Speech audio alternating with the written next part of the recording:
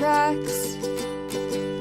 Bravely we prove in our striving, trudging together each day.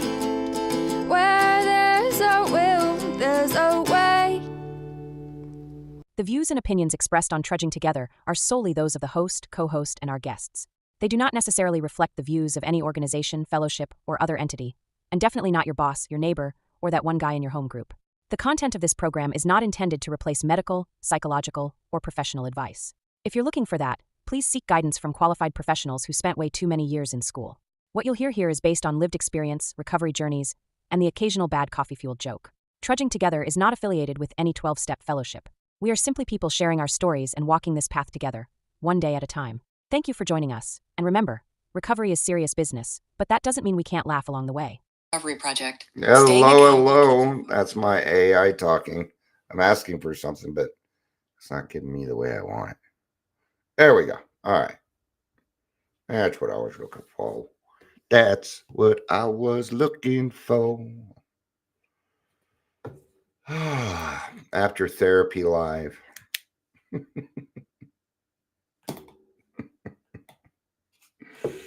Oh, man. See, the thing is, I'm a helper too. And sometimes I sit down with my therapist and see, she started her own practice and stuff. And I want to make sure I've gotten to know my therapist, and we keep it on a professional level for sure, because we're both very, we make sure we do HIPAA right, but I'm willing to help. Sometimes some of my therapy is talk about what she's going through, but I understand, and it helps me, and it helps me see more. And because she just started her own practice, and that's something I'm kind of working on right now too. So she's been very, very helpful with that. I would certainly recommend anybody to therapy who is working a 12-step program. Yes, a lot of the answers are in the big book. In fact, I would even go far as to say that all of the answers that you need are in the big book. Let me rephrase that. All the answers I need are in the big book. There we go. That's what we were looking for. Hi, Claire. Good to see you. Hello. Right. And sometimes that answer is seek outside help. Yeah. In AA, we're not therapists, we're not counselors, we're not, even though I used to be one in meetings, I don't try and solve other people's problems in the meeting. I'm not there for that. All right. It's about being in the right arena. But, yeah, it's just neat. It's neat that we get to do that. That, I've been seeing this therapist for almost 4 years now. So she's gotten to know me really, really well. And I even told her, I said, I'll send clients your way. She said, well, you can't really send clients my way. I'm like, I can refer it. And she's right. I said, yeah, but what I could do is put you on my resource list, and you can't stop me from doing that. So nanny boo boo. We both want to follow the rules. So, gotta see, if she doesn't follow the rules, she doesn't get paid. So she gotta follow the rules. Okay. A little bit of talking juice. Let's get started. This is the second one today. There won't be any jokes. I'm just gonna get to it. I'm a little brain dead. I'm working on stuff today, and it's tough because I'm not sure what to do next. There's a lot of moving parts, but do know that we're going to be really getting into the community now.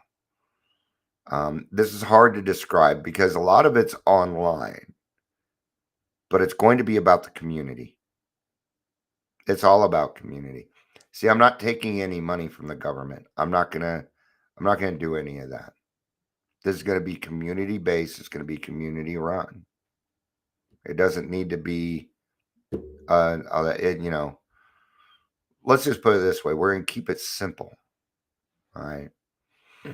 And I have some really neat people that I've been talking to that are going to come on as peer coaches. And I'm starting a peer coaching business where I'll bring on peer coaches, but it is about community. That means that, you know, I'm hoping anyway. It's just a concept. We'll see what happens. Welcome to the Daily Trudge, Dion, alcoholic. I can't help but say it that way. If you're here, please say hello, whether you're watching the live or the rewatch. So we're talking about accountability. All right. Be accountable or go back to the drink. Whew. That was kind of mean, wasn't it? Was it? Nah. Because it's what happens. It happened to me. See, this is what I've noticed is when alcoholics aren't accountable, when we're not taking direction, even with our best intentions, we do the wrong thing. Not always, but a good portion of the time. But when we are being accountable, we seem to make the right choices. Right? Now, accountability does need to start with yourself. It needs to start with you. And the first thing that we kind of do in the program, as far as accountability goes, the first thing we do is, my name's Dion. I'm an alcoholic. It's accountability. Your accountability is kind of like telling on yourself. Hey, have you ever wanted a drink? You go to a meeting, say and tell on yourself, and the obsession left. Yeah. Some other parts to personal accountability, because usually accountability involves more than one person. All right. So we're going to get into some of those 4 and 5. Those are accountability steps. And we don't do them alone, do we? Nope. 8 and 9, couple more accountability steps. What are the other things that we're going to be accountable for? We're going to be accountable for our own actions. It's a great place to start. We've got to be accountable for our own feelings. And we've got to be accountable for our own triggers.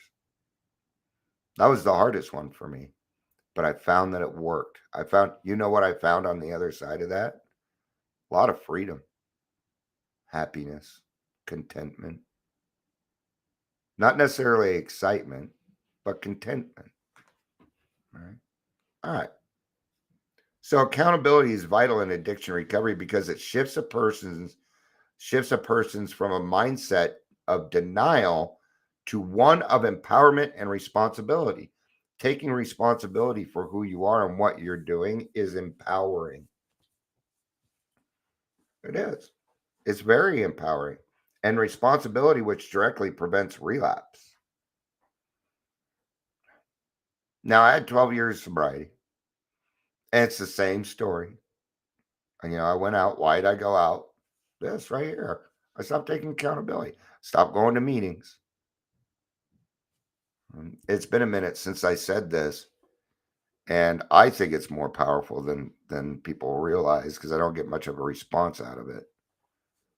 It's always easier to skip the second meeting because you went through the denial. Oh, I didn't go to a meeting. I still had a great day. Okay. You could have had a better day. So in AA, we kind of have a standing rule. There are 2 times to go to a meeting. One when you want to, and one when you don't want to. And that kind of covers that, right?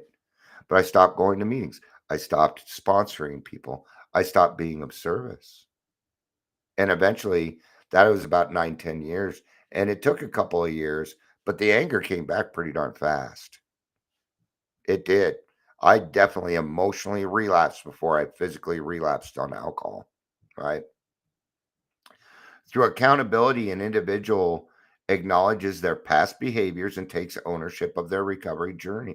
This is powerful. Taking ownership of your own recovery. Okay. Now, keep in mind, this is never, ever done alone.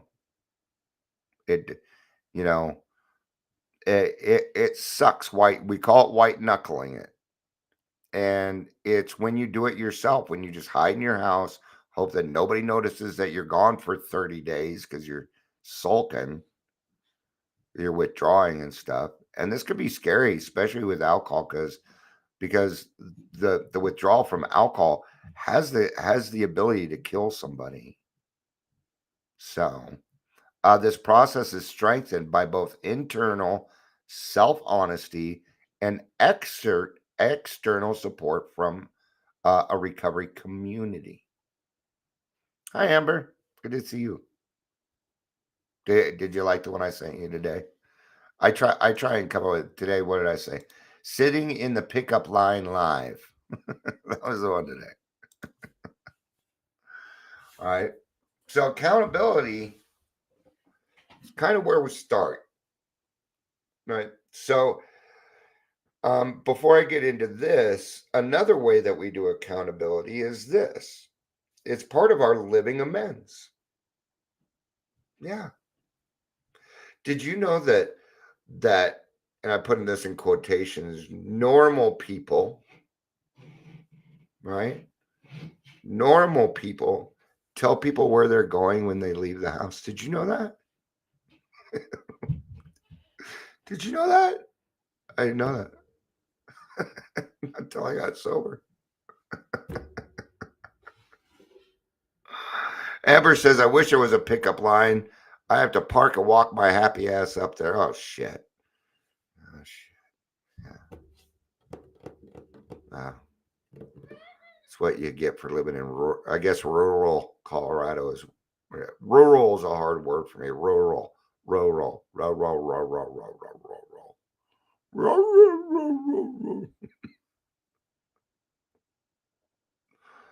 Right. So it's part of our living amends in the beginning. You know, right? In the start, what do? Well, we're trying to become a better person each day. That's kind of the goal. It doesn't need to be huge.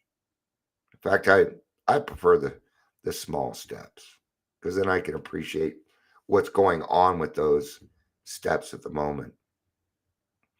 It looks like middle school has pickup line. Ooh, can't wait for middle school. That's still a few years away though, Amber. All right. So in the beginning, yeah, start doing some chores around the house, man. You know that honey to-do list that you need to get taken care of? And both sides has one. All right, take care of that. Go take out, if the trash is full, go take it out. Go out of your way, go pick up the trash around the house, put it in the trash can, take the trash out. These are little things that start to add up, right? It's the little things that kill, but the little things also build. Another great title for one of these. And it's true. The little things will build. Look what ants can do. Of course, to them, they're not small. We're big. It's all on perception, my friends. Right? Look what ants can do. But a single ant can't do much, can it? It can do some. But when they start working together, look at a beehive, a wasp nest, things that travel in groups, and how they get things done together. Everybody kind of has a specific job. And each one of them is accountable for doing something. And if they don't follow through, the whole thing falls apart. All right. All right. Amber says, I'm on such a peak cloud after a game last night. I wouldn't have had the amazing experience last night if I was drinking or white knuckling. Yeah. And you remembered the game. And it was a good game. It was a fun game. It was a fun game because we were winning. If we weren't winning, it wouldn't have been a fun game. So how does it impact recovery? Well, first of all, it encourages honesty and self-awareness. And boy, do we alcoholics need that in the beginning. It encourages honesty. That doesn't mean you suddenly become honest, Mr. Alcoholic or Miss Alcoholic. See, lying and cheating and stealing is what we call a bad habit. It takes a little while to get out of habits. You might have told a lie so many times, You think it's true. It's happened to me. It has. All right. Says here accountability is rooted in honesty. So you can't, when you're accountable, you can't help but be honest. And this was a big help for me in the beginning. It was. And I'll tell you now, the first 3-4 months of sobriety, I'm just going to warn you, you're going to be wrong about everything. And it might get frustrating. Remember what you're doing, though. You're being accountable. You're being accountable. So it's going to change some of these things, right? So it's rooted in honesty, forcing individuals to confront the reality of their addiction rather than continuing by denial. By being honest with themselves and others about their actions, thoughts, and triggers, they can identify and address the root cause of their substance use. Now that we're being accountable and being honest, that fourth and fifth step will be a little bit better. Amber says, I heard it was boring to watch on TV. I don't know who told you that. I had a blast watching it. So, in fact, I would rather watch it on TV. Uh, you stay for the whole thing? Good for you. I didn't watch the last 5 minutes. Wife and I watched an episode of Better Call Saul. So, it rebuilds trust in relationships. I don't know how often I hear this. I just want my kids to believe that I'm sober. It's been a month. It's been a month. Okay. It's one of the things that actually kind of drives me nuts a little bit. That just me, that isn't. So, you know, time, time. Yeah. If you're more focused on whether other people believe that you are sober or not, then maybe you need to change your mindset a little bit. Why should they believe you? Why? Why should they believe you? You sound and they're going to pick everything apart, everything. Why? Because you've been lying to them about everything for years. And then we alcoholics tend to think that after a few months that everybody should start trusting us again. It might happen in some cases, but I tell you, it does not work that way. This is where time is a factor. Okay. Time for me, at least, is good for one thing, and really only one thing: building trust in other people. Takes time. See, we want other people. We're over here saying, well, I want them to trust that I'm sober. Well, do you trust God that He's going to take care of it? Well, no. Well, yeah, okay, then what do you think you're doing? You want these people to trust you, but you're not trusting God. In order to be trusted, you've got to trust. It doesn't start the other way around. You've got to start the trust. If you don't, do you trust yourself? Do you trust yourself yet? No. Then why should these people? The fact that they are pounding you with these questions, it doesn't feel like it, but it's love. If they want anything to do with you, they wouldn't even ask the questions. Huh. They wouldn't even ask. If they wanted nothing to do with you, then they'll have nothing to do with you. Amber says, I was told to keep those people close while going through the steps. So I remember why I'm doing it. Yeah, absolutely. Yeah. In fact, it's those people that are keeping you accountable. You should be thanking them, not worrying about whether or not what they think about you. This is love.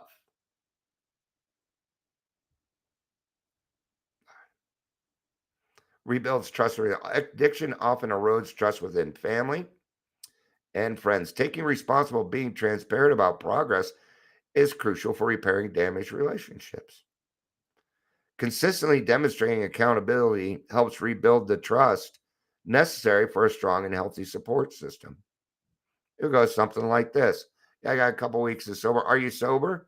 I'm sober. I'm going to tell you right now, I wanted to drink, but I haven't. Have you said, did you tell him that? Yeah. Oh, I wanted to drink. It's come up. Absolutely it has. But I haven't done it. That's something to be proud of, isn't it? Sure the fuck is. So you don't need to take everything bad, Mr. and Miss Alcoholic. All right. Did you think maybe you're a little too sensitive about it? See, we never really let other people love us. We never allowed that to really happen. Now that it's happening, it's going to take some time. Amber says, I think you're still drinking. And then she says, thank you. LOL. Just kidding. Strengthens commitment and motivation, knowing that others are invested in sobriety, whether a sponsor, therapist, or support group, increases motivation. When you finally figure out that there are other people in this world that are going through what you're going through and actually give a fuck of what's going on with you, it'll change. But it might take a little time to recognize that. So this is what I say to people. Any amount of time that you are willing to put into yourself or anybody else is willing to put into you, you're worth. I promise you that. But it's got to be solution oriented. It's got to be something that's getting us towards that solution. Okay? Because we no longer live in the problem, we live in the solution now. And so we are trying to find solutions to problems. So when somebody says, hey, have you been drinking? This is a great time. This is a great time to show how you've changed. Hey, thank you. I appreciate your concern. Because maybe you weren't drinking, but what about old behavior?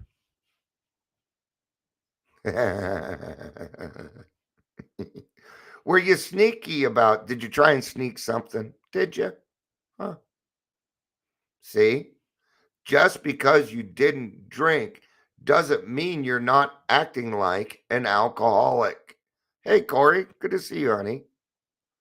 One of my favorite Canucks. Good to see you. It wasn't that you were drinking, it's because you were acting like you did when you were drinking. And I hate to say this, but it's just as bad. It's just as bad. See, this is all behavior. And you did something. You were trying to be sneaky about something. You did something that they noticed. Hell, you may even have lisped a little bit. See, when I first got sober, I lisped. It's hard for me to even say that word. And I couldn't walk a straight line for the first 2 or 3 months. Because I hadn't been sober, talking and walking in 10, 15 years. Okay. So it isn't that they really think that you're drinking. It's just that your old behavior came out, which always involved drinking. So why shouldn't they connect that? That's what we call a pattern, and patterns don't lie. The fact that they even asked you was love. It may not have felt that way. It may not have come across that way. But remember who taught them how to love.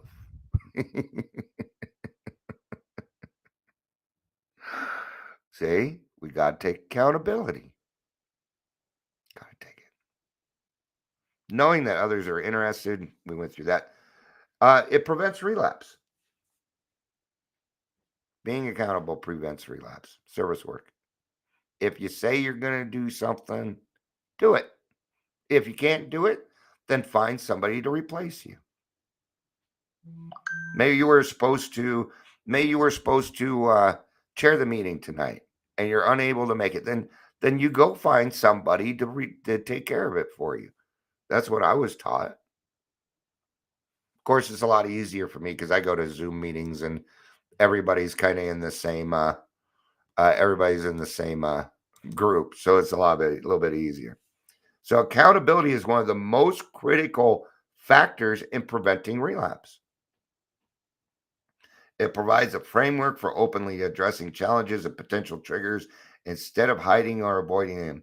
A strong accountability system can be the difference between a minor setback and a full-blown relapse.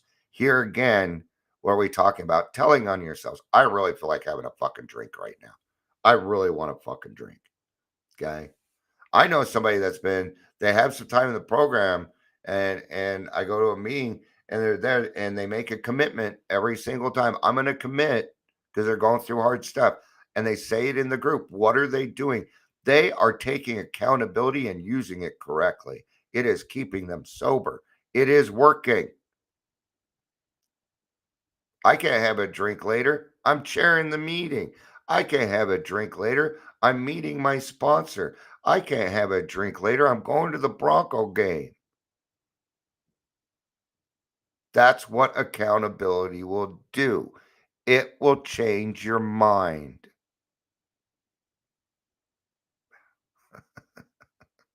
All right. So there are two different kinds of accountability. There is the internal self accountability. This is a personal commitment to take ownership of your recovery and choices. And choices, yes, yes, yes. It is a continuous process of self reflection and integrity where you, number one, acknowledge past mistakes and accept their consequences. Sound familiar? Two, are honest with yourself about your strengths and your weaknesses. And number three, this is the best one, this is the bigger one. Forgive yourself for past mistakes without allowing it to become an excuse. When I sat down with because I gave all my kids the chance to sit down with me, I went beyond the ninth step. My kids needed it. So I did more than just a regular ninth step. I also gave them the chance to sit down with me and tell me everything that they were pissed off at me about. And now, I knew a lot of one took me up on it. It was my daughter, and I think we needed everybody. All right. Because, see, I was an absentee father. It wasn't until I did that with her that I was able to forgive myself for that. And the hard part was sitting there and listening to it and knowing I had no excuse. It was all true, and it hurt. It hurt. Now we are closer than ever. Now I can talk to my daughter about pretty much anything that's going on. Yeah. I had to eat crow, man. And she wasn't like, you were a piece of shit. There wasn't name calling and stuff going on. That's not what it was. All right. External community accountability. This involves relying on others for support, guidance, and motivation. Having a support system helps you feel less isolated and provides an objective perspective on your progress. This can include certain things. Now, this is why Grassroots has a WhatsApp group messenger for when we don't meet between 5 and 6, because not everything happens between 5 and 6. Sometimes they happen at 2 o'clock in the morning. Even today, somebody needed a little bit of encouragement and they got it, right? So this can include, number one, accountability partners. I call them accountability buddies, and I got a bunch. All right, trusted friends, family members, or sponsors who provide motivation and regular check-ins. That's why it is important that you find a home group and you stick with it. So that the day that you don't show up when you usually do, your phone goes jingle, jingle, jingle. Where are you? Support groups, meetings for groups like Alcoholics Anonymous or Smart Recovery, where peers hold each other accountable through shared experiences. That's kind of pushing it. Therapists, professionals who provide a safe space to discuss progress, challenges, and setback.